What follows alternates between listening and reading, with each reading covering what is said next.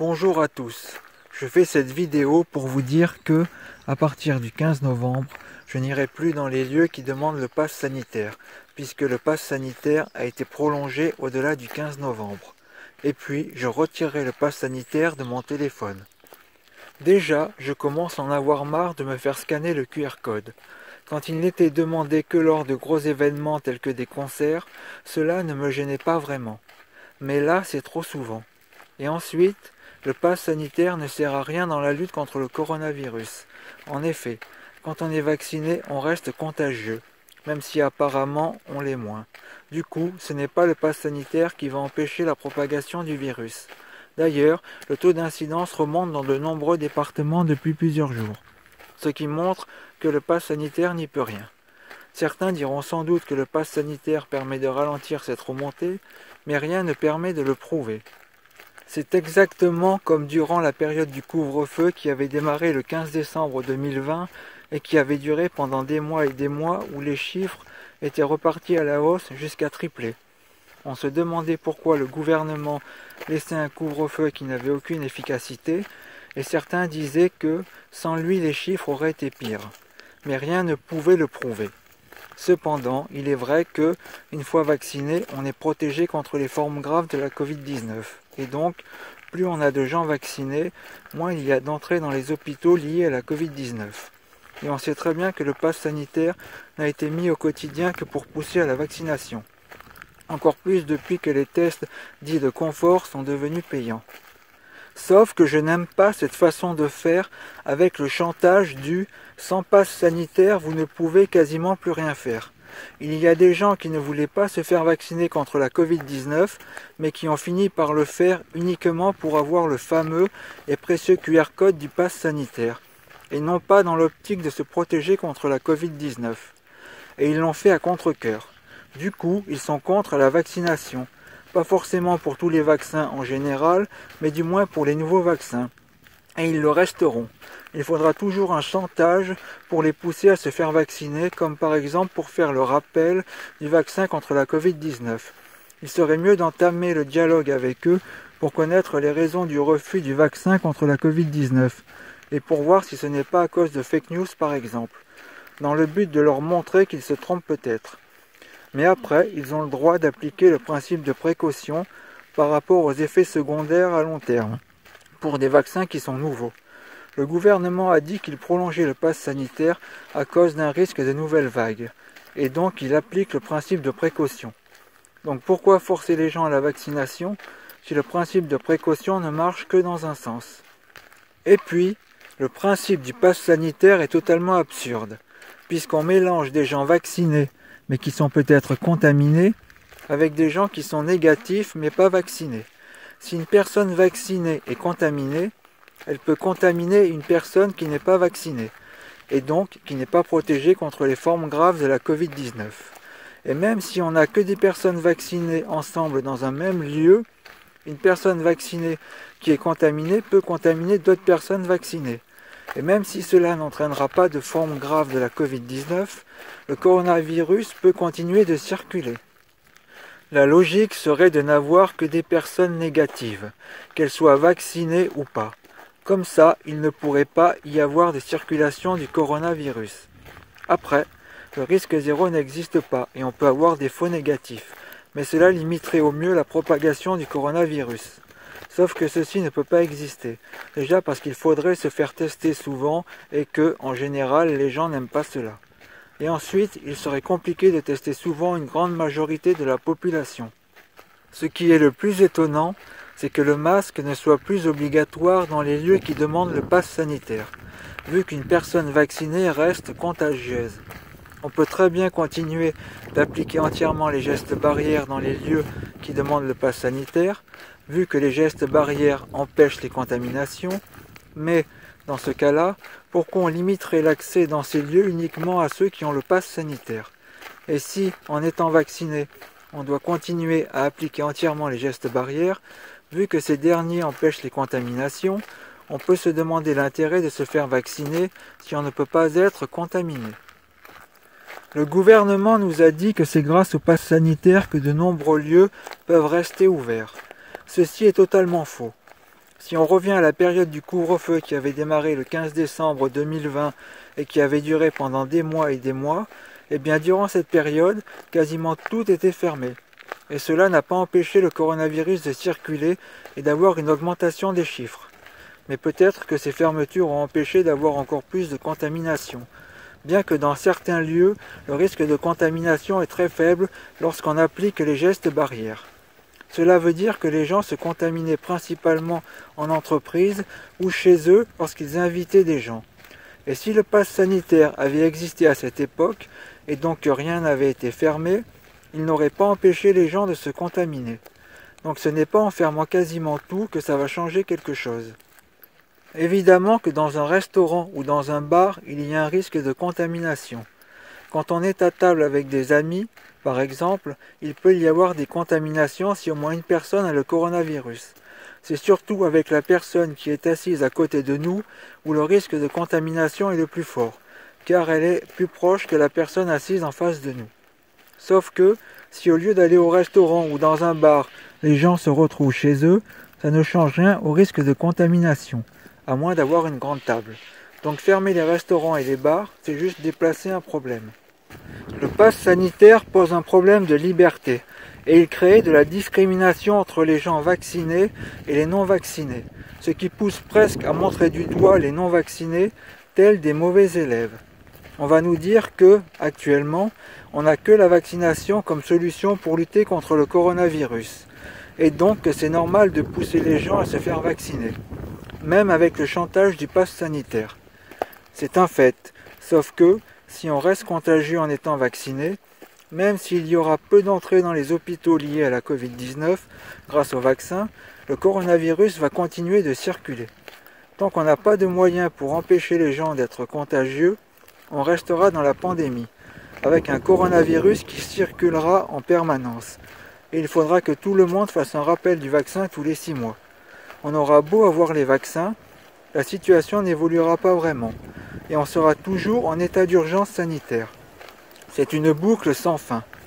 Et si le coronavirus continue de circuler, c'est le risque d'avoir de nouveaux variants dont certains pourraient résister au vaccin.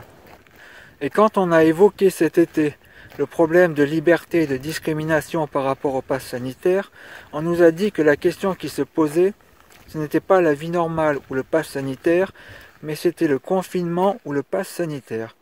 En fait, c'était juste une phrase pour justifier le pass sanitaire, tout en faisant peur aux gens en évoquant à nouveau le mot confinement, pour qu'on choisisse le pass sanitaire. Car sinon, la phrase est fausse. Il n'y a pas un choix entre un confinement et le pass sanitaire. Les vaccinés étant contagieux, ce n'est pas le pass sanitaire qui va empêcher la circulation du virus. Et si la circulation du virus venait à être trop élevée, on pourrait très bien nous remettre en confinement.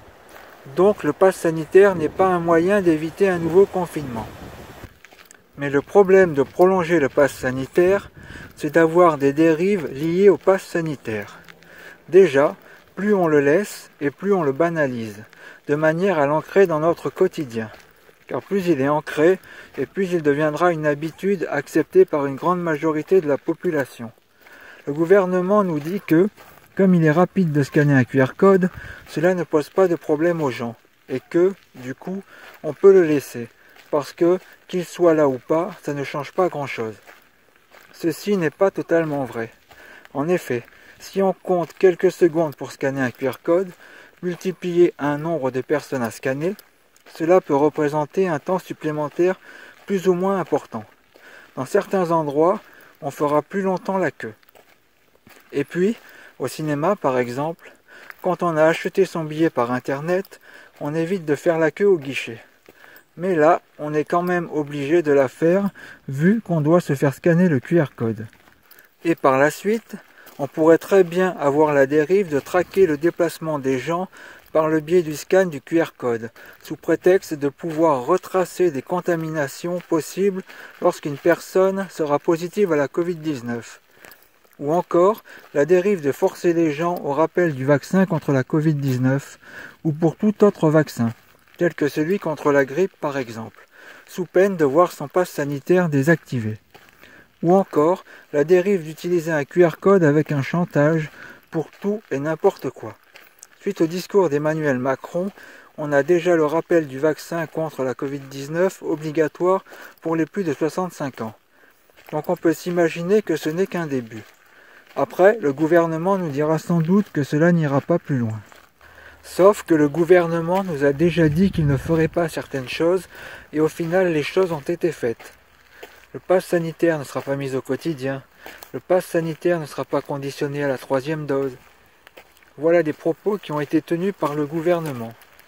Et au final, on voit la progression et l'évolution du pass sanitaire. Donc on n'a plus vraiment confiance en ce gouvernement. Bref, des dérives restent possibles et je n'en veux pas. Les gens qui manifestent contre le pass sanitaire font une action qui n'aura aucune conséquence. Si beaucoup de gens n'allaient plus dans les lieux qui demandent le pass sanitaire, cela aurait un impact économique. Et le gouvernement n'aurait pas d'autre choix que de retirer le pass sanitaire. Après, il est vrai que de nombreux secteurs d'activité ont déjà bien souffert économiquement avec les fermetures passées. Et donc, on préfère les aider en allant au maximum dans ces établissements-là plutôt que de leur faire subir une nouvelle crise économique.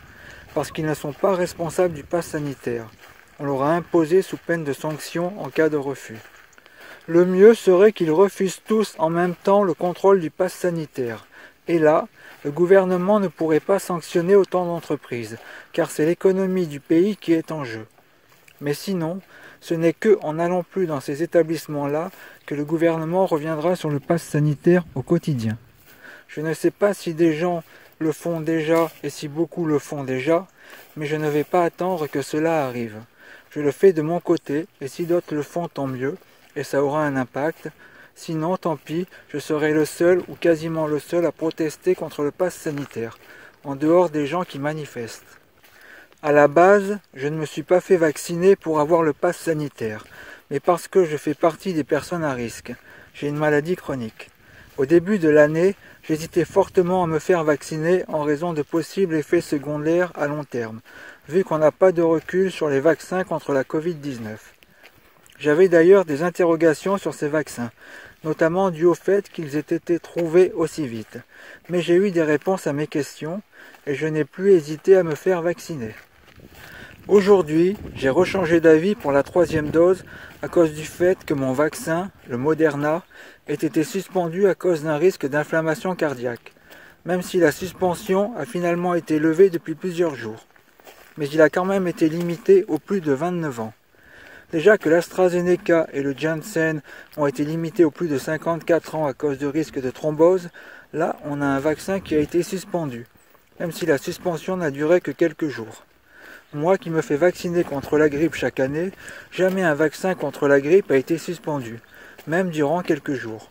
Donc là, ça fait un peu froid dans le dos. Il reste le Pfizer, qui pourrait être le vaccin le plus sûr en termes d'effets secondaires à long terme. Sauf qu'on a appris récemment que l'un des sous-traitants de Pfizer, pour les essais du vaccin de ce dernier, aurait falsifié des données et tardé à assurer le suivi d'effets secondaires. Du coup, je suis aussi méfiant avec ce vaccin-là. Macron avait dit en décembre 2020 qu'il n'y aurait pas de vaccination obligatoire, vu qu'on n'a pas de recul sur ces vaccins en termes d'effets secondaires à long terme. Mais finalement, c'était des paroles en l'air.